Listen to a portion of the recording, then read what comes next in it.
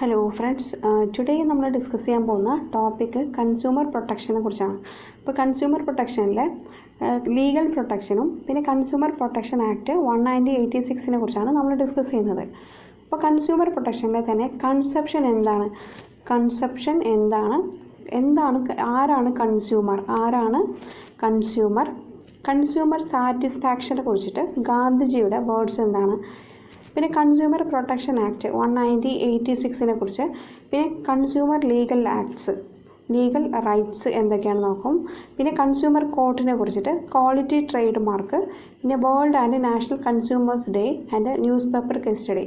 അപ്പോൾ കൺസെപ്ഷൻ എന്താണ്, പിന്നെ ആരാണ് കൺസ്യൂമർ സാറ്റിസ്ഫാക്ഷനെ കുറിച്ചിട്ട് ഗാന്ധിജിയുടെ words, consumer protection act, consumer protection legal rights, പിന്നെ കൺസ്യൂമർ കോർട്ടിനെ കുറിച്ചിട്ട്, പിന്നെ നമുക്ക് ക്വാളിറ്റി ട്രേഡ്, ഒരു പ്രോഡക്റ്റ് ഉണ്ടെങ്കിൽ, ഒരു സർവീസ് ഉണ്ടെങ്കിൽ അതിനൊരു ക്വാളിറ്റി ട്രേഡ് ഉണ്ട്. ആ ക്വാളിറ്റി ട്രേഡ് ഏതൊക്കെ ക്വാളിറ്റി ട്രേഡാണുള്ളത്, പിന്നെ വേൾഡ് കൺസ്യൂമേഴ്സ് ഡേ എന്നാണ്, നാഷണൽ കൺസ്യൂമേഴ്സ് ഡേ എന്നാണ്. ഇതൊക്കെ നമ്മൾ പോയിൻ്റാണ്. ഈ പോയിൻ്റൊക്കെ കറണ്ട് അഫയേഴ്സുമായി റിലേറ്റ് ചെയ്യുമ്പോൾ നമ്മുടെ ന്യൂസ് പേപ്പറുമായിട്ടാണ് നമ്മൾ ലിങ്ക് ചെയ്യുന്നത്. അപ്പോൾ ന്യൂസ് പേപ്പർ കേസ് സ്റ്റഡി എടുത്തിട്ട് നമ്മൾ നോക്കുന്നുണ്ട്.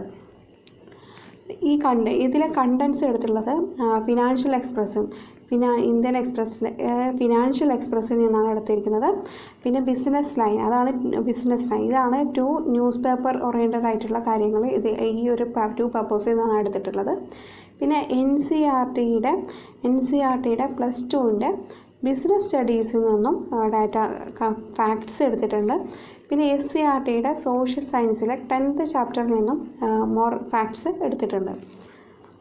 ഇപ്പോൾ ഈ ഒരു ടോപ്പിക് നോക്കുക, ഫിനാൻഷ്യൽ എക്സ്പ്രസിൻ്റെ ഒരു ടോപ്പിക്കാണ്. Government ask e-commerce companies to appoint nodal officer for compliance with consumer protection rule. നമുക്കറിയാം, ഈ കൺസ്യൂമർ പ്രൊട്ടക്ഷൻ റൂൾസ് 2020 എന്ന് പറയുന്ന റൂൾസ് ഉണ്ട്. ഈ റൂൾസ് പ്രകാരം ഓരോ കമ്പനീസും ഒരു നോഡൽ ഓഫീസറെ അപ്പോയിൻമെൻറ്റ് ചെയ്യണം എന്നാണ്. അപ്പോൾ ഇതേ അടിസ്ഥാനത്തിൽ ഗവൺമെൻറ്റാണ് അത് എന്തെങ്കിലും ആക്ഷൻ എടുക്കാനുള്ള അധികാരമുള്ളത്. നമുക്ക് കൺസ്യൂമർ പ്രൊട്ടക്ഷൻ റൂൾസ് അനുസരിച്ചിട്ടാണ് ഓരോ കമ്പനീസും പ്രവർത്തിക്കേണ്ടത് എന്നുകൊണ്ട് നമുക്ക് ഈ ഒരു ആർട്ടിക്കിളിൽ നിന്ന് മനസ്സിലാക്കാൻ പറ്റും. പിന്നെ കൺസ്യൂമർ പ്രൊട്ടക്ഷൻ ഉറപ്പ് നൽകുന്നത് ഗവൺമെൻറ്റാണ്. ഇനി അടുത്തത് WhatsApp privacy policy changes violates consumer right. വാട്സപ്പിൻ്റെ പ്രൈവസി പോളിസി ഉണ്ട്, ആ ചേഞ്ചസ് വരുത്തിയിട്ടുണ്ട്. അത് കൺസ്യൂമർ റൈറ്റ്സിനെ വയലേറ്റ് ചെയ്യുന്നതാണ് പറയുന്നത്. അപ്പോൾ ഒരു കമ്പനീസിനും കൺസ്യൂമർ റൈറ്റ്സിനെ വയലേറ്റ് ചെയ്തിട്ട് ഇവിടെ നിലകൊള്ളാൻ പറ്റില്ല എന്നുള്ളതാണ് നമുക്കൊന്ന് മനസ്സിലാക്കാൻ പറ്റുന്നത്. ഇനി അടുത്തത് ഫാക്ട്സിനെ കുറിച്ച് നമ്മൾ എന്തുണ്ടെങ്കിലും ഒരു ടോപ്പിക്കിൻ്റെ ഫാക്ട്സ് എന്താണെന്ന് കൂടെ ചെക്ക് ചെയ്യണം. അപ്പോൾ ഏറ്റവും നല്ലത് SCERT ബുക്കും NCERT ബുക്കും പിന്നെ ഓതറൈസ്ഡ് ആയിട്ടുള്ള ബുക്സുകളാണ്. നമുക്കിപ്പോൾ SCERT ബുക്ക് നോക്കി കഴിഞ്ഞാൽ 10th ചാപ്റ്റർ ആണ് നമ്മൾ എടുക്കുന്നത്, ഉപഭോക്താവും സംതൃപ്തിയും സംരക്ഷണം എന്നുള്ള ടോപ്പിക്ക്. അതിൽ എന്താണ് കൺസെപ്ഷൻ എന്ന് പറഞ്ഞാൽ എന്താണ്? അപ്പോൾ മനുഷ്യൻ്റെ ആവശ്യങ്ങൾ തൃപ്തിപ്പെടുത്തുന്നതിനായി സാധനങ്ങളും സേവനങ്ങളും ഉപയോഗപ്പെടുത്തുന്നതിനെയാണ് കൺസെപ്ഷൻ അഥവാ ഉപഭോഗം എന്ന് പറയുന്നത്. പിന്നെ ആ ഒരു പ്രോഡക്റ്റ് ഒരു സർവീസ് നമ്മുടെ നീഡ്സ്, നമ്മുടെ ആവശ്യത്തിന് വേണ്ടി മേടിക്കുന്നതിനെയാണ് നമ്മൾ കൺസെപ്ഷൻ എന്ന് പറയുന്നത്. ആരാണ് കൺസ്യൂമർ ആരാണ്? കൺസ്യൂമർ എന്ന് പറയുന്നത് ഈ പ്രോഡക്റ്റും ഈ സർവീസും നമ്മൾ വാല്യൂ കൊടുത്തിട്ട് വാങ്ങുക, പിന്നെ അല്ലെങ്കിൽ കടമായിട്ട് വാങ്ങുക ഒക്കെ ചെയ്ത് കഴിഞ്ഞിട്ട് അങ്ങനെ യൂസ് ചെയ്യുന്ന ആളാണ് കൺസ്യൂമർ എന്ന് പറയുന്നത്. ഇനി കസ്റ്റമർ സാറ്റിസ്ഫാക്ഷനെ കുറിച്ചിട്ട്, കൺസ്യൂമറിൻ്റെ സാറ്റിസ്ഫാക്ഷനെ കുറിച്ചിട്ട് ഗാന്ധിജിയുടെ വേർഡ്സ് നോക്കാം. A customer is the most important visitor on our premises. He is not dependent on us. We are dependent on him. He is not an interruption in our work. He is the purpose of it. He is not an outsider of our business. He is part of it. We are not doing him a favor by serving him. He is doing us a favor by giving us an opportunity to do so. ഈ ഒരു words എന്ന് പറയുന്നത് mains എക്സാമിന് descriptive ലെവലിലൊക്കെ നമ്മൾ consumer പ്രൊട്ടക്ഷൻ്റെ ഒക്കെ എഴുതുമ്പോൾ ഈ ഒരു പോയിന്റ്, ഈ ഒരു ഗാന്ധിജിയുടെ ഈ വേർഡ്സൊക്കെ നമുക്ക് അതിൽ ആഡ് ചെയ്യാം. അതുകൊണ്ട് ഇത് ബൈ ഹാർട്ട് തന്നെ പഠിക്കണം. A customer is the most important visitor on our premises. He is not dependent on us, we are dependent on him. He is not an interruption in our work, he is the purpose of it. He is not an outsider of our business, he is part of it. We are not doing him a favor by serving him, he is doing us favor by giving us an opportunity to do so. അതാണ്. അപ്പോൾ ഇതിന് മലയാളം നമ്മുടെ പരിസരം സന്ദർശിക്കുന്ന ഏറ്റവും പ്രധാനപ്പെട്ട ആൾ ഉപഭോക്താവാണ്. അദ്ദേഹം നമ്മെ ആശ്രയിക്കുകയല്ല, നാം അദ്ദേഹത്തെ ആശ്രയിക്കുകയാണ്. അദ്ദേഹം നമ്മുടെ ജോലിക്ക് തടസ്സമല്ല, അതിൻ്റെ ലക്ഷ്യമാണ്. അദ്ദേഹം നമ്മുടെ ഇടപാടിൽ ഒരു അന്യനല്ല, അദ്ദേഹം അതിൻ്റെ ഭാഗമാണ്. അദ്ദേഹത്തിന് സേവനം നൽകുന്നത് വഴി നമ്മൾ ഔദാര്യം ചെയ്തു കൊടുക്കുകയല്ല ചെയ്യുന്നത്, സേവിക്കാനുള്ള അവസരം ഒരുക്കി തരുന്നത് വഴി അദ്ദേഹം നമുക്ക് ഒരു ഔദാര്യം ചെയ്തു തരികയാണ്. ഇതാണ് ഗാന്ധിജിയുടെ ഈ വേർഡ്സ് ഇൻ മലയാളത്തിൽ. ഇനി 1986 കൺസ്യൂമർ പ്രൊട്ടക്ഷൻ ആക്ടിനെ കുറിച്ചാണ് നമ്മൾ ഡിസ്കസ് ചെയ്യാൻ പോകുന്നത്. അപ്പോൾ കൺസ്യൂമർ പ്രൊട്ടക്ഷൻ ആക്ട് വന്നതിന് ശേഷമാണ് ഈ നമ്മൾ ഇപ്പോൾ നീതിന്യായ സംവിധാനങ്ങളൊക്കെ ഇന്ത്യയിൽ പ്രത്യേക നീതിന്യായ സംവിധാനങ്ങളൊക്കെ സ്ഥാപിതമായത്. അപ്പോൾ കൺസ്യൂമർ കോർട്ടൊക്കെ നിലവിൽ വന്നത് ഉപഭോക്താവിൻ്റെ അവകാശങ്ങളും സംരക്ഷിക്കുന്നതിന് വേണ്ടിയിട്ട് 1986 നിലവിൽ വന്നതാണ് കൺസ്യൂമർ പ്രൊട്ടക്ഷൻ ആക്ട്. ഇതിന് ശേഷമാണ് നീതിന്യായ സംവിധാനങ്ങളൊക്കെ സ്ഥാപിതമായത്. ഏത് കൺസ്യൂമർ പ്രൊട്ടക്ഷന് വേണ്ടിയിട്ടുള്ള നീതിന്യായ സംവിധാനങ്ങളൊക്കെ. അപ്പോൾ ഇതിൻ്റെ അടിസ്ഥാനത്തിൽ ഈ നിയമങ്ങളെക്കുറിച്ച് നമുക്ക് നോക്കാം. ജീവനും സ്വത്തിനും ഹാനികരമാകുന്ന സാധനങ്ങൾ വിപണനം ചെയ്യുന്നതിൽ നിന്നും സംരക്ഷണം ലഭിക്കുന്നതിനുള്ള അവകാശം, സാധനങ്ങളുടെയും സേവനങ്ങളുടെയും ഗുണമേന്മ സംബന്ധിച്ച വിവരങ്ങൾ ലഭിക്കുന്നതിനുള്ള അവകാശം, ന്യായവിലയ്ക്ക് സാധനവും സേവനവും ലഭിക്കാനുള്ള അവകാശം, അധികാരികളുടെ മുന്നിൽ തർക്കങ്ങൾക്ക് പരിഹാരം തേടാനുള്ള അവകാശം. ഇതൊക്കെയാണ് ഈ ഒരു കൺസ്യൂമർ പ്രൊട്ടക്ഷൻ ആക്ടിൽ പറയുന്നത്. പിന്നെ ഉപഭോക്തൃ വിദ്യാഭ്യാസം ലഭിക്കാനുള്ള അവകാശം. ഇപ്പോൾ ഈ ഒരു പിക്ചറൈസ് എടുത്ത് നോക്കിയാൽ ഡൗൺ ടു എർത്ത് എന്ന് പറയുന്ന ആർട്ടിക്കിളാണ്, ഡൗൺ ടു എർത്തിൻ്റെ ആർട്ടിക്കിളാണ്. മസ്റ്റാർഡ് ഓയിൽ ബ്ലെൻഡിങ് ബ്ലാനഡ്. ഇത് അടിസ്ഥാനത്തിൽ നമ്മൾക്ക് എന്ത് ചെയ്യാൻ പറ്റും, ഈ ഒരു റൈറ്റ്സിന്, ഈ ഒരു ആക്ടിന് നമുക്ക് ലിങ്ക് ചെയ്യാൻ പറ്റും. ജീവനും സ്വത്തിനും ഹാനികരമാകുന്ന സാധനങ്ങൾ വിപണനം ചെയ്യുന്നതിൽ നിന്നും സംരക്ഷണം ലഭിക്കുന്നതിനുള്ള അവകാശം ഇതാണ്. അപ്പോൾ അതിൻ്റെ അടിസ്ഥാനത്തിലാണ് ഈ മസ്റ്റാർഡ് ഓയിൽ ബ്ലെൻഡിങ് ബാൻ ചെയ്തിരിക്കുന്നത്. കാരണം അത് നമ്മുടെ ഹെൽത്തിനെ എഫക്റ്റ് ചെയ്യും, പിന്നെ ഫാമേഴ്സിൻ്റെ പ്രോഫിറ്റിനെ എഫക്റ്റ് ചെയ്യുന്ന രീതിയിലാണ്. ഈ ന്യൂട്രീഷണൽ ഫാക്ട്സ് എന്ന് പറയുന്നത്, നമ്മൾ ഏതൊരു പ്രോഡക്റ്റ് എടുത്തു കഴിഞ്ഞാലും നമ്മൾ ഈ ന്യൂട്രീഷണൽ ഫാക്ട്സ് അതിൻ്റെ ക്വാണ്ടിറ്റി ഒക്കെ കാണുന്നുണ്ട്. അപ്പോൾ ഒരു പ്രോഡക്റ്റിൻ്റെ ക്വാണ്ടിറ്റി ഒക്കെ അതിൽ കാണിക്കണം എന്നുള്ളത് നമ്മളെ റൈറ്റ്സ് ഈ ആക്ടിൽ പെടുന്നുണ്ട്. പിന്നെ വാല്യൂ കാണിക്കുന്നു, ന്യായവില എന്താണെന്നുള്ളത് അതിൽ രേഖപ്പെടുത്തണമെന്നും കാണിക്കുന്നുണ്ട്. ഇനി അടുത്തത് കൺസ്യൂമർ പ്രൊട്ടക്ഷൻ ആക്ട് 1986 കുറിച്ചിട്ടുള്ള ഒരു ആക്ടിൻ്റെ ഇംഗ്ലീഷാണ് ഞാൻ പറയുന്നത്. Consumer protections act 198 clearly defined the consumer rights and set up a special judiciary mechanism for consumer protection in India.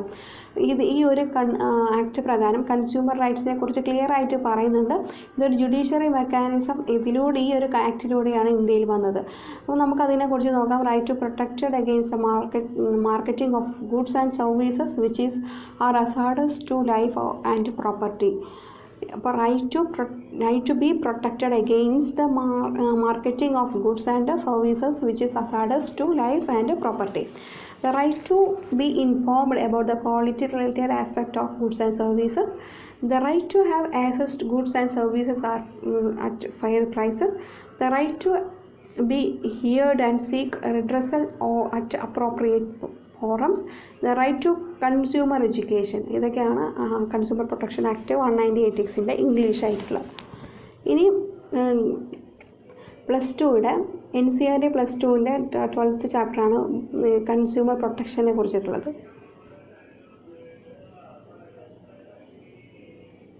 ഈ അടിസ്ഥാനത്തിൽ ലീഗൽ പ്രൊട്ടക്ഷൻ ടു ദ കൺസ്യൂമേഴ്സിൻ്റെ ലീഗൽ പ്രൊട്ടക്ഷനെ കുറിച്ചാണ് പറയുന്നത്. ഉപഭോക്താക്കളുടെ സംരക്ഷണത്തിനായി ഇന്ത്യൻ നിയമവ്യവസ്ഥ നിരവധി നിയമനിർമ്മാണങ്ങൾ നടപ്പിലാക്കിയിട്ടുണ്ട്. വിവരാവകാശ നിയമപ്രകാരം ഭാഗം 2005 ഭാഗം 4 പ്രകാരം എല്ലാ പ്രധാനപ്പെട്ട വിവരങ്ങളും രാജ്യത്തിൻ്റെ എല്ലാ പൗരന്മാർക്കും ലഭ്യമാക്കേണ്ടതുണ്ട്. അപ്പോൾ അതിൻ്റെ അടിസ്ഥാനത്തിൽ ഏതൊക്കെ റൈറ്റ്സ് ആണുള്ളത്, ഏതൊക്കെ ലീഗൽ റൈറ്റ്സ് ആണ് നമുക്ക് കൺസ്യൂമേഴ്സിന് ഉള്ളത് നോക്കാം. Consumer protection act 1986, consumer protection act 1986, പിന്നെ ഇന്ത്യൻ കോൺട്രാക്റ്റ് ആക്ട് 1872, ഇത് വളരെ ഓൾഡ് ലോ ആണ് ഇന്ത്യൻ കോൺട്രാക്റ്റ് ആക്ട്.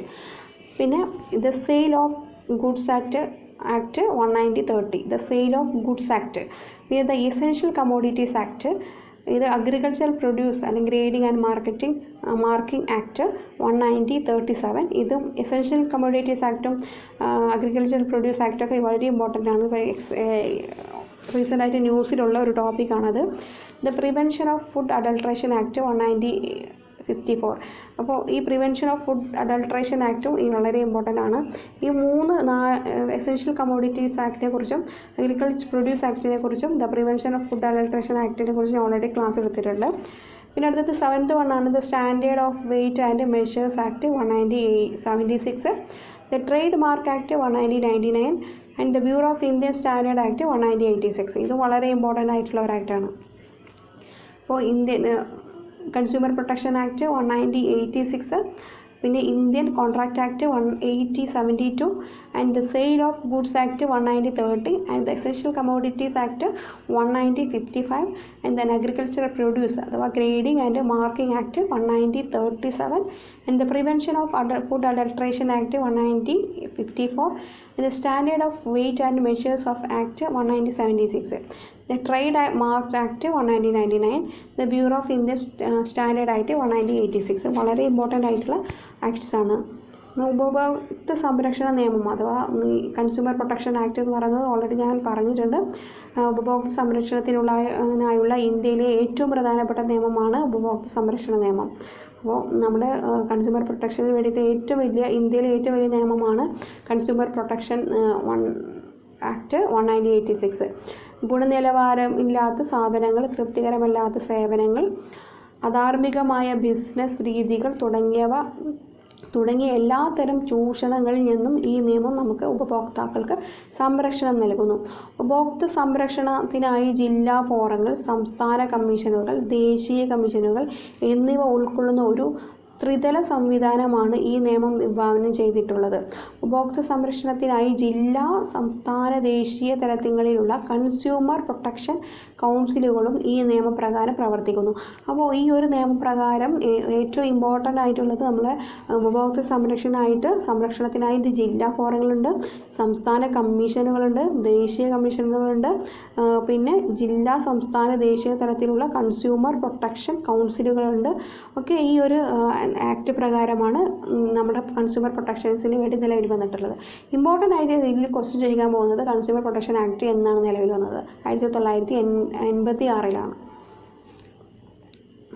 ഇനി ഉപഭോക്തൃ സംരക്ഷണ നിയമം ദ കൺസ്യൂമർ പ്രൊട്ടക്ഷൻ ആക്ട് 1986ൻ്റെ സെക്കൻഡ് വേർഷൻ ഉപഭോക്താക്കളുടെ താൽപ്പര്യങ്ങൾ സംരക്ഷിക്കുന്നതിനും പ്രോത്സാഹിപ്പിക്കുന്നതിനും അവരുടെ ആവലാതികൾ എളുപ്പത്തിലും ചെലവ് കുറഞ്ഞ രീതിയിലും പരിചയം കിട്ടുന്നതിനുള്ള ഒരു നിയമമാണിത്.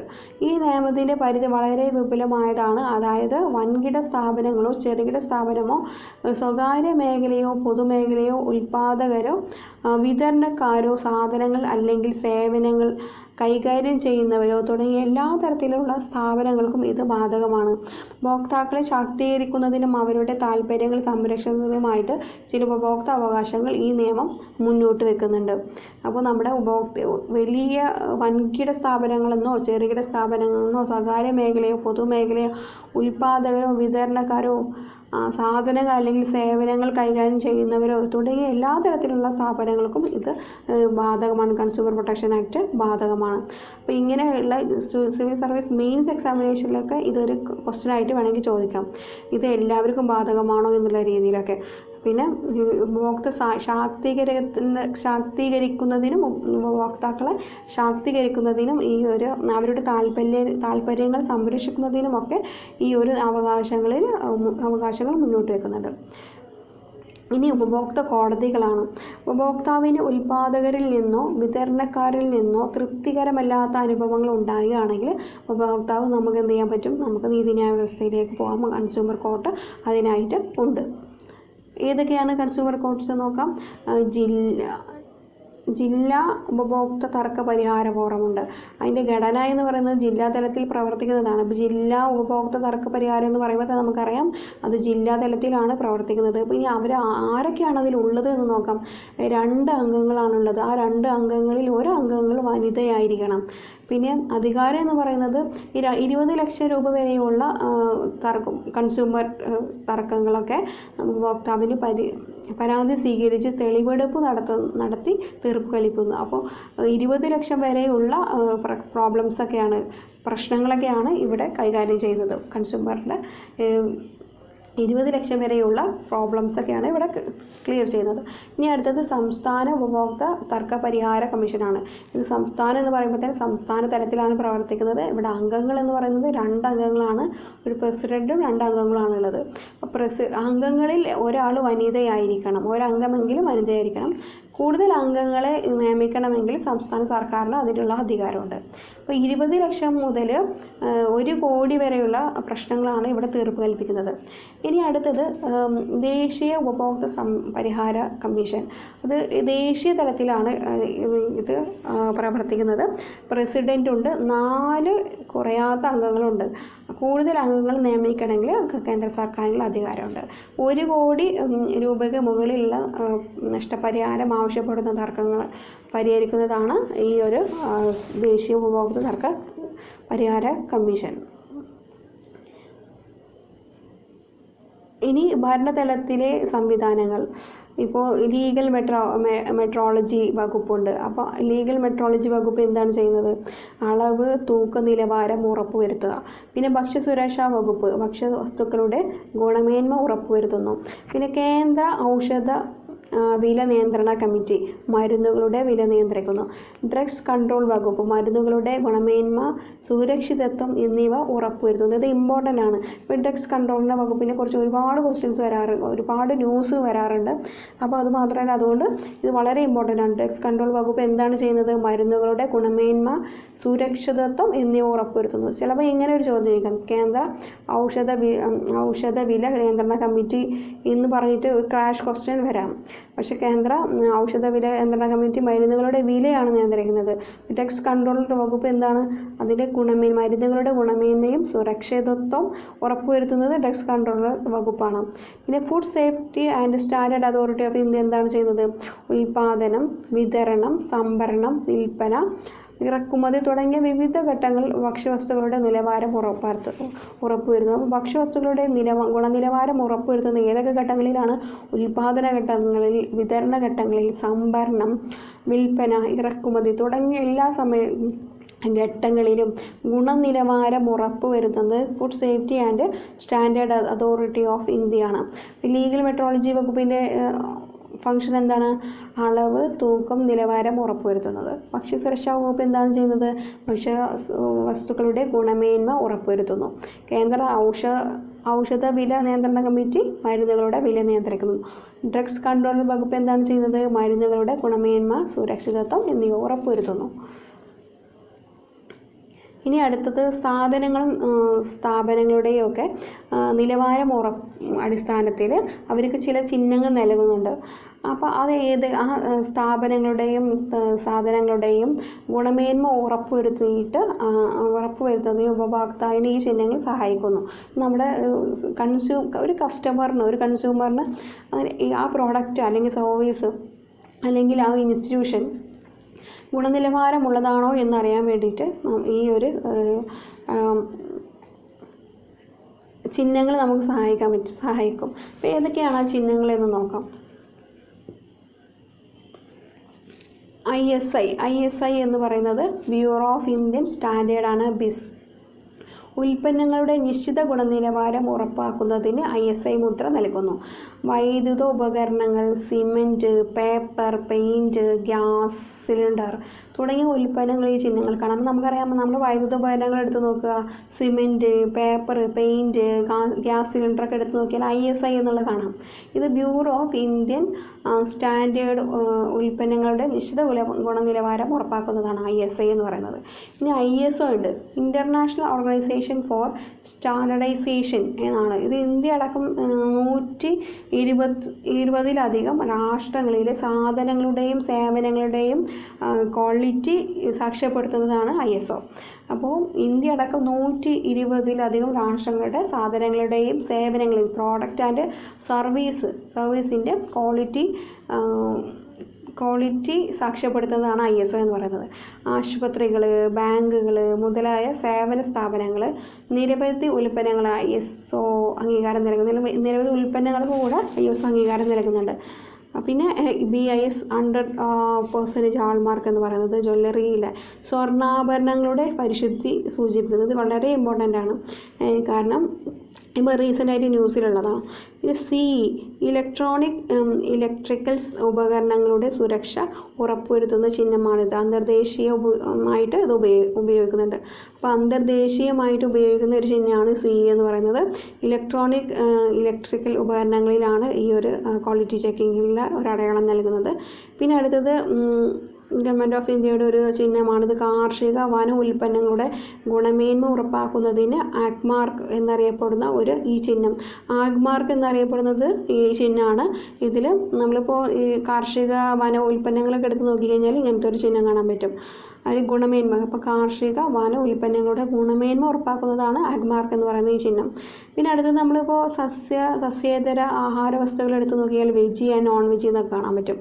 ഇത് അതിന് വേണ്ടിയിട്ടുള്ളതാണ്. സസ്യേതര ആഹാര വസ്തുക്കളെ തിരിച്ചറിയാൻ വേണ്ടിയിട്ടുള്ള അതാണ്.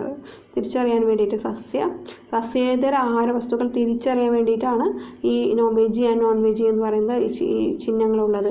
പിന്നെ FPO എന്ന് പറയുന്നുണ്ട്. പഴവർഗ്ഗങ്ങളിൽ നിന്നും പച്ചക്കറികളിൽ നിന്നുള്ള ഉൽപ്പന്നങ്ങളുടെ സുരക്ഷിതത്വം പിന്നെ അതിൻ്റെ നിലവാരം സാക്ഷ്യപ്പെടുത്തുന്നതാണ് ഫുഡ് പ്രൊഡക്റ്റ് ഓർഡർ എന്നതാണ് ഈ ഒരു ഇതിൻ്റെ ചുരുക്കപ്പേര്. അപ്പോൾ FPO എന്ന് പറയുന്നത് അതാണ്. ISI ഉണ്ട്, ISO ഉണ്ട്, BIS ഉണ്ട്, CE ഉണ്ട്, ആഗ്മാർക്ക് ഉണ്ട്. പിന്നെ വെജ് ആൻഡ് നോൺ വെജ് എന്ന് 2 തരത്തിലുള്ളതുണ്ട്. പിന്നെ FPO ഉണ്ട്. ഇപ്പോൾ FPO ഒക്കെ എന്തിനാണ്? പഴവർഗ്ഗങ്ങൾ പച്ചക്കറികളുടെ ഉൽപ്പന്നം സുരക്ഷിതം നോക്കാൻ വേണ്ടിയിട്ട്. ഈ വെജ് നോൺ വെജ് എന്തിനാണ്? സസ്യങ്ങൾ, നോൺ വെജിറ്റേറിയൻ സസ്യേതര വസ്തുക്കൾ തിരിച്ചറിയാൻ വേണ്ടിയിട്ട്. പിന്നെ ആഗ്മാർക്ക് എന്ന് പറഞ്ഞാൽ കാർഷിക വന ഉൽപ്പന്നങ്ങളുടെ ക്വാളിറ്റി വേണ്ടിയിട്ട്. പിന്നെ CE എന്ന് പറയുന്നത് എന്താണ്? ഇലക്ട്രിക്കൽ ഉപകരണങ്ങളുടെ സുരക്ഷ ആണ് സാക്ഷ്യപ്പെടുത്തുന്നത്.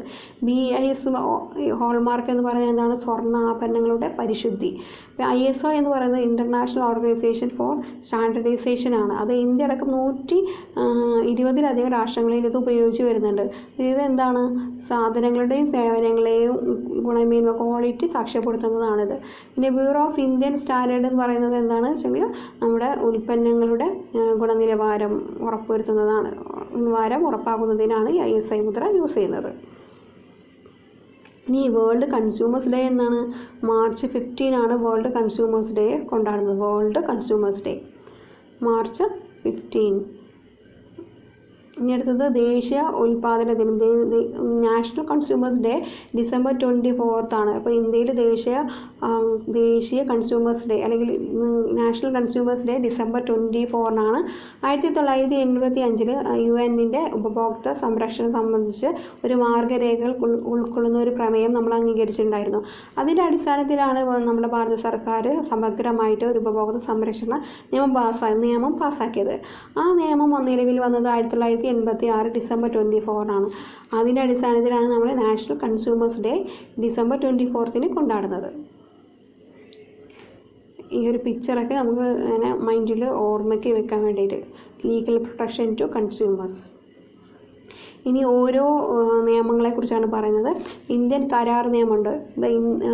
ഓരോ നിയമങ്ങൾ, ഓരോ ലീഗൽ റൈറ്റ്സാണ് ഞാൻ ഇനി പറയാൻ പോകുന്നത്. അപ്പോൾ എന്തൊക്കെയാണ് ലീഗൽ റൈറ്റ്സ് ഉള്ളത്? ഇന്ത്യൻ കരാർ നിയമം ഇനി ഓൾറെഡി പറഞ്ഞിട്ടുണ്ടായിരുന്നു, 9 എണ്ണമാണുള്ളത്. ഓൾറെഡി കൺസ്യൂമർ പ്രൊട്ടക്ഷൻ ആക്ട് 1986 കുറിച്ച് പറഞ്ഞു. ഇനി നമ്മൾ പറയുന്നത് ഇന്ത്യൻ കരാർ നിയമത്തിനെ കുറിച്ചാണ്. 1872 ഇന്ത്യൻ കരാർ നിയമം നിലവിൽ വന്നത്. ഇന്ത്യൻ കോൺട്രാക്ട് ആക്ട് 1872 ഒരുപാട് വർഷം മുന്നുള്ള ഒരു ആക്റ്റാണ്. 1878 1872. ഈ കരാറിൽ ഏർപ്പെട്ടിരിക്കുന്ന കക്ഷികൾ തമ്മിലുള്ള കരാർ വ്യവസ്ഥകൾ നടപ്പിൽ വരുത്തുന്നത് പ്രതിപാദിക്കുന്ന നിയമമാണ്. അപ്പോൾ ഒരാൾ കരാറിൽ ഏർപ്പെട്ടിട്ടുണ്ടെങ്കിൽ ആ കരാർ വ്യവസ്ഥ നടപ്പിൽ വരുത്തുന്നതിന് വേണ്ടിയിട്ടാണ് ഈ ഒരു നിയമം വന്നിട്ടുണ്ടായിരുന്നത്.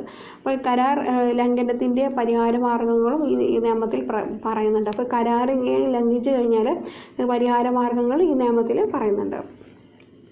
പിന്നെ ചരക്ക് വിൽപ്പന നിയമം, ഇത് 1930 അത് sale of goods act. The sale of goods act സാധനങ്ങളുടെ വാങ്ങലിൽ ഉപഭോക്താവിന് സംരക്ഷണം ലഭിക്കുന്നത് നിയമമാണിത്. ഒരു സാധനം വാങ്ങുകയാണെങ്കിൽ എന്തെങ്കിലും പ്രോബ്ലംസ് ഉണ്ടെങ്കിൽ അതിൽ നമുക്ക് സംരക്ഷണം ആവശ്യമാണ്. അതിന് വേണ്ടിയിട്ടാണ് ഈ ഒരു നിയമം ഉള്ളത്. ഇപ്പോൾ നമുക്ക് പിന്നെ അടുത്തത് വാങ്ങിയ സാധനം ആവശ്യപ്പെട്ട പ്രകാരമുള്ളതാണോ എന്ന് ഉറപ്പുവരുത്തുന്നതും ഈ ഒരു ചരക്ക് വിൽപ്പന നിയമത്തിലുണ്ട്. അവയുടെ വാറൻറ്റി, ഗ്യാരണ്ടി തുടങ്ങിയ കാര്യങ്ങളൊക്കെ ഈ ഉപഭോക്താവിന് സംരക്ഷണം നൽകുന്നതാണ്. അതൊക്കെയാണത്. അപ്പോൾ നമുക്ക് എല്ലാത്തും വാറൻറ്റിയും ഗ്യാരണ്ടിയും ഒക്കെ എഴുതിയിട്ടുണ്ടാവും. അതൊക്കെ നമ്മൾ ഈ ഒരു ആക്റ്റിൽ പ്രകാരം വരുന്നതാണ്. Sale of goods act 1930. നമ്മളിപ്പോൾ എന്താണ് ഓർഡർ ചെയ്തത് ആ സാധനത്തിന് വന്നിട്ടുണ്ടോ എന്നുള്ളതും ഈ ഒരു ആക്ട് പ്രകാരം നമുക്ക് വന്നിട്ടില്ലെങ്കിൽ അത് കേസ് എടുക്കാവുന്നതാണ്. അപ്പോൾ ഈ വാങ്ങിയ ഉപഭോക്താവിന് സംരക്ഷണം നൽകുന്നതാണ് ഈ ഒരു ആക്ട് ഉള്ളത്. 1930 the sale of goods act. ആവശ്യ സാധന നിയമം, essential foods act, essential commodities act 1955. ഇതിപ്പോൾ റീസെൻ്റായിട്ട് അമെൻമെൻറ്റ് നടത്തിയ ഒരു ആക്റ്റാണ്. ആവശ്യ സാധന ഉൽപ്പാദന, വിതരണം എന്നിവയുടെ നിയന്ത്രണം സാധ്യമാക്കുന്ന നിയമമാണിത്. ഇപ്പോൾ നമ്മുടെ എസെൻഷ്യൽ കമ്മോഡിറ്റീസിൻ്റെ ഉൽപ്പാദനം, വിതരണം എന്നിവയുടെ നിയന്ത്രിക്കുന്നതിന് വേണ്ടിയിട്ട് ഉള്ള നിയമമാണിത്. ഇത് അവശ്യ സാധനങ്ങളുടെ തുല്യ വിതരണം ഉറപ്പുവരുത്തുന്നതിനും വില വർധനവിൻ്റെ തോത് പരിശോധിക്കുകയും ചെയ്യുന്നു. അപ്പോൾ ഇത് എന്തിനാണ്? വില വർധനവ്, പിന്നെ തുല്യ വിതരണം ഉറപ്പുവരുത്തുന്നതും പിന്നെ കൊള്ളലാഭം, പൂഴ്ത്തിവയ്പ്, കരിഞ്ചന്ത എന്നീ സമൂഹ വിരുദ്ധ പ്രവർത്തനങ്ങൾക്കെതിരെ നടപടി കൈക്കൊള്ളാനും ഈ നിയമം വ്യവസ്ഥ ചെയ്യുന്നുണ്ട്. അപ്പോൾ ഈ ഒരു നിയമപ്രകാരം നമുക്ക് ഒരിക്കലും കൊള്ളലാഭം, പൂഴ്ത്തിവയ്ക്കൽ, കരിഞ്ചന്ത എന്നുള്ള സമൂഹ വിരുദ്ധ പ്രവർത്തനങ്ങൾക്കെതിരെ ഈ നിയമം നടപടി കൈക്കൊള്ളുന്നുണ്ട്. ഇത് അവശ്യ സാധനങ്ങളുടെ ഉൽപ്പാദനം, വിതരണം എന്നിവയുടെ നിയന്ത്രണം സാധ്യമാക്കുന്ന നിയമമാണിത്. ഇനി അടുത്തത് കാർഷികോൽപ്പന്ന തരംതിരിക്കലും അടയാളപ്പെടുത്തലും. 1937 the agricultural produce and grading and marking act 1937. ഈ കാർഷിക ഉൽപ്പന്നങ്ങൾക്കും കന്നുകാലി ഉൽപ്പന്നങ്ങൾക്കും ഗുണനിലവാര മാനദണ്ഡം നിശ്ചയിക്കുന്ന നിയമമാണിത്. അപ്പോൾ ഇത് കാർഷിക ഉൽപ്പന്നങ്ങൾക്കും കന്നുകാലി ഉൽപ്പന്നങ്ങൾക്കും അതിൻ്റെ ക്വാളിറ്റി മാനദണ്ഡം നിശ്ചയിക്കുന്ന നിയമമാണ് ഇത്. കാർഷിക ഉൽപ്പന്നങ്ങളുടെ ഗുണനിലവാര മാനദണ്ഡം ഉപയോഗിക്കുന്ന അതിലെ നിബന്ധനകൾ, അവയുടെ തരംതിരിക്കൽ, അടയാളപ്പെടുത്തൽ, പാക്കിംഗ് എന്നിവ സംബന്ധിച്ച വ്യവസ്ഥകൾ എന്നിവ ഈ ഒരു നിയമത്തിൽ പ്രതിപാദിക്കുന്നുണ്ട്. ഈ നിയമപ്രകാരം കാർഷിക ഉൽപ്പന്നങ്ങൾക്ക് നൽകുന്ന ഗുണമേന്മ ചിഹ്നമാണ് ആഗ്മാർക്ക്. അപ്പോൾ ഇതിൻ്റെ അടിസ്ഥാനത്തിൽ, ഈ ഒരു നിയമത്തിൻ്റെ അടിസ്ഥാനത്തിലാണ് ആഗ്മാർക്ക് കാർഷിക ഉൽപ്പന്നങ്ങൾക്ക് നൽകുന്നത്. കാർഷിക ഉൽപ്പന്നങ്ങളുടെയും കന്നുകാലി ഉൽപ്പന്നങ്ങൾക്കും ഒരു ഗുണനിലവാര മാനദണ്ഡം നിശ്ചയിക്കുന്ന ഒരു നിയമമാണിത്. ഇപ്പോൾ കാർഷിക ഉൽപ്പന്നങ്ങളുടെ ഗുണനിലവാര മാനദണ്ഡം ഉപയോഗിക്കുന്നതിലെ നിബന്ധനകളും അവയിൽ തരംതിരിക്കൽ, അടയാളപ്പെടുത്തൽ, പാക്കിംഗ് എന്നിവയുടെ വ്യവസ്ഥകൾ ഈ നിയമത്തിൽ പ്രതിപാദിക്കുന്നുണ്ട്. ഇനി ഭക്ഷ്യവസ്തു മായം ചേർക്കാതെ അഥവാ the prevention of food adulteration act 1954. ഇത് ഫുഡ് അഡൾട്രേഷൻ, പൊതുജനങ്ങൾക്ക് ആരോഗ്യം പ്രശ്നം ഉണ്ടാകുന്ന അല്ലെങ്കിൽ ആരോഗ്യം സംരക്ഷിക്കുന്നതിന് വേണ്ടിയിട്ട് ഭക്ഷ്യവസ്തുക്കളിലെ മായം ചേർക്കൽ പരിശോധിച്ച് അവയുടെ പരിശുദ്ധി ഉറപ്പുവരുത്തുന്നതിനുള്ള ഒരു നിയമമാണിത്. ഇപ്പോൾ നമ്മുടെ പ്രോഡക്റ്റ് എന്തെങ്കിലും ഉണ്ടെങ്കിൽ അതിൽ മായം ചേർത്ത് കഴിഞ്ഞാൽ ഈ the prevention of food adulteration act 1954 പ്രകാരം പിടിക്കും. അത് വളരെ വലിയ കുറ്റമാണ് ഈ അഡൾട്രേഷൻ എന്ന് പറയുന്നത്. ഇപ്പോൾ പാലിലൊക്കെ മായം ചേർക്കുന്ന ഒരു അവസ്ഥ റീസെൻ്റായിട്ട് ന്യൂസിലുണ്ടായിരുന്നു. അതുകൊണ്ട് the prevention of food adulteration act 1954 is very important ആണ്. പിന്നെ അളവ് തൂക്ക നിലവാര നിയമം 1976, ഇത് standard of weight and measures act 1976. ഇപ്പോൾ റീസെൻ്റായിട്ട് നിലവിൽ വന്ന ഒരു നിയമമാണിത്. അളവ്, തൂക്കം എന്നിവ അടിസ്ഥാനമാക്കിയുള്ള വ്യാപാര പ്രവർത്തനങ്ങളിൽ ഉപഭോക്താക്കൾക്ക് സംരക്ഷണം നൽകുന്ന നിയമമാണിത്. ഇപ്പോൾ നമ്മൾ പ്രോഡക്റ്റിൻ്റെ തൂക്കം, അതിൻ്റെ അളവ്, ഇതൊക്കെ ഇമ്പോർട്ടൻ്റ് ആണ്. അപ്പോൾ അതിന് വേണ്ടിയിട്ട് അത് ഇല്ലെങ്കിൽ നമുക്ക് ലീഗൽ റൈറ്റ്സിന് നമുക്ക് പോകാം. അളവ് തൂക്ക നിലവാര നിയമം അനുസരിച്ച് അത് ശിക്ഷാർഹമാണ്. ഉപഭോക്താക്കൾ സാധനങ്ങൾ വാങ്ങുമ്പോൾ അളവിലോ തൂക്കത്തിലോ കുറവുണ്ടായാൽ ഈ നിയമപ്രകാരം നമുക്ക് സംരക്ഷണം ലഭിക്കുന്നുണ്ട്. ഇനി അടുത്തത് വ്യാപാര മുദ്ര നിയമം 1999, the trade mark act 1999. 1988 trade and marks നിയമത്തിന് പകരമായി വന്ന ഒരു നിയമമാണിത്. ഉൽപ്പന്നങ്ങളിൽ കപട വ്യാപാര ചിഹ്നം, മുദ്ര ഉപയോഗിക്കുന്നത് ഒഴിവാക്കാൻ വേണ്ടിയിട്ട് അതുവഴി വ്യാജ ഉൽപ്പന്നങ്ങളിൽ നിന്നുള്ള സംരക്ഷണം നൽകാൻ വേണ്ടിയിട്ടാണ് ഉപഭോക്തൃ ഈ നിയമം വന്നത്. അപ്പോൾ ദ ട്രേഡ് മാർക്ക് ആക്ട് 1999 എന്ന് പറയുന്നത് നമുക്ക് ആ ട്രേഡ് മാർക്കിൽ തന്നെ ആ ഒരു ആൻസർ വരുന്നുണ്ട്. എന്താ? വ്യാജ ഉൽപ്പന്നങ്ങളുടെ ട്രേഡ് മാർക്ക് ചിഹ്നമൊക്കെ ഉപയോഗിക്കുന്നത് തടയാൻ വേണ്ടിയിട്ടാണ് ഈ ഒരു നിയമം വന്നിട്ടുള്ളത്. ഇനി ഇത് bureau of Indian standard act 1986. ഇത് ഇന്ത്യൻ നിലവാര കാര്യാലയം ഈ നിയമപ്രകാരം സ്ഥാപിച്ചു. ഉൽപ്പന്നങ്ങളുടെയും ഗുണനിലവാര മാനദണ്ഡം നിശ്ചയിക്കുകയും അവയുടെ സാക്ഷ്യപ്പെടുത്തൽ, ഇപ്പോൾ BIS സാക്ഷ്യപ്പെടുത്തൽ പദ്ധതി പ്രകാരം നിർവഹിക്കുകയും ചെയ്യുക എന്നതാണ് ഇതിൻ്റെ പ്രധാനപ്പെട്ട പ്രവർത്തനം. ഉൽപ്പന്നങ്ങൾ നിർദ്ദിഷ്ട ഗുണനിലവാര മാനദണ്ഡവുമായി പൊരുത്തപ്പെട്ടാൽ മാത്രമേ ഉൽപ്പാദകർക്ക് അവരുടെ ഉൽപ്പന്നങ്ങളിൽ ISO അല്ലെങ്കിൽ മുദ്ര ഉപയോഗിക്കാൻ സാധിക്കൂ. ISI മുദ്രയുള്ള ഉൽപ്പന്നങ്ങളെ സംബന്ധിച്ചുള്ള പരാതികൾ പരിഹാരം കാണാനും ഈ നിയമങ്ങൾ വ്യവസ്ഥ ചെയ്യുന്നുണ്ട്. ഇനി നമുക്ക് ഗവൺമെൻറ് ഓൾറെഡി ഞാൻ പറഞ്ഞിട്ടുള്ള ഒരു ന്യൂസ് ടോപ്പിക്കാണ്. Government ask e-commerce company to appoint nodal officer for compliance with consumer protection rules. ഇതിൻ്റെ അടിസ്ഥാനത്തിൽ കൺസ്യൂമർ പ്രൊട്ടക്ഷൻ ഇ-കൊമേഴ്സ് റൂൾസ് 2020 ആണ്. ഇതിൻ്റെ ഈ നിയമം അടിസ്ഥാനത്തിൽ ഒരു നോഡൽ ഓഫീസറെ ഗവൺമെൻറ് ഇ-കൊമേഴ്സ് കമ്പനീസ് അപ്പോയിൻമെൻറ്റ് ചെയ്യണം. അപ്പോൾ അത് എന്താണ്? അത് കൺസ്യൂമർ പ്രൊട്ടക്ഷൻ റൂൾസിൽ ഓൾറെഡി ഉള്ളതാണ്. അപ്പോൾ നമുക്ക് ഓൾറെഡി കൺസ്യൂമർ പ്രൊട്ടക്ഷൻ റൂൾസൊക്കെ ഉണ്ട്. ഗവൺമെൻറ് ആണ് നമ്മളെ കൺസ്യൂമർ പ്രൊട്ടക്ഷൻസിനെ എൻഷുർ ചെയ്യേണ്ടത്. അതിൻ്റെ അടിസ്ഥാനത്തിലാണ് ഗവൺമെൻറ് ഇ-കൊമേഴ്സ് കമ്പനീസിനോട് ഇത്തരത്തിലുള്ള ഒരു നോഡൽ ഓഫീസർ അപ്പോയിൻമെൻറ്റിനെ കുറിച്ചിട്ട് ആരായിരിക്കുന്നത്.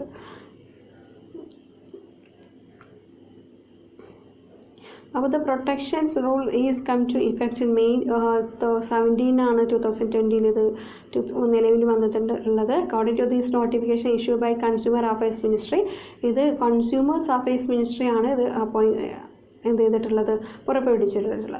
These rules were made under the provisions of consumer protection act 2019. Consumer protection ആക്ടിൻ്റെ പ്രൊവിഷൻ അനുസരിച്ചിട്ടാണ് ഈ റൂൾസ് വന്നിട്ടുള്ളത്. Shall appoint a nodal officer on alternative senior designate functionally who is resident in India.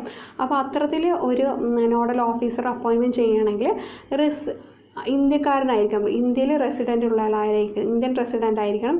To ensure compliance with the provisions of act or rules made under the notification. The rules apply to all e-commerce entity incorporated under the companies act 1956. Companies act ഉണ്ട് 1956 പ്രകാരം.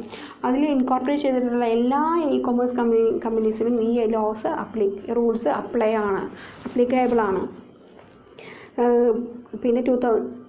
പിന്നെ companies act 2013 or foreign companies covered under the clause 42 of section 2 of the companies act 2013. അപ്പോൾ foreign കമ്പനീസും ഇതിൽ പെടുന്നുണ്ട്.